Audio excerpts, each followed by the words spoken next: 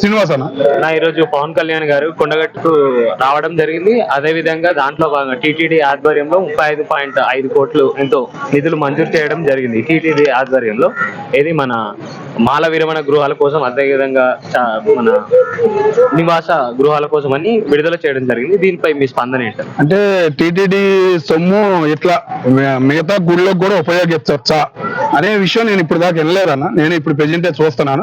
అంటే మనకు ఒక హోంశాఖ కానీ మన ముఖ్యమంత్రి గారు కానీ ఇట్లా టీటీడీ సొమ్ము తీసుకుని మిగతా గుళ్ళకు ఉపయోగించవచ్చు అని నేను ఇప్పుడు కొత్తగా వింటున్నాను. నేను ఎంత మటుకు వెళ్ళలేదు. అట్లాగే నేను కోరుకునేది పవన్ కళ్యాణ్ గారికి, నీకు ఆ గుడి మంచి చేసింది, మీరు చేశారు, పర్లేదండి. అట్లాగే ఆంధ్రాలో ఎన్నో గుళ్ళు ఉంటాయి సార్. మీ నిలబడ్డ పిఠాపురం దగ్గర నుంచి మచిలీపట్నం దాకా ఎన్నో పవిత్రమైన దేవస్థానాలు ఉన్నాయి. గుంటూరు, విజయవాడలో ముఖ్యంగా చిన్న చిన్న గుళ్ళు ఉన్నాయి. వాటిని కూడా మీరు పైకి తేవాలి.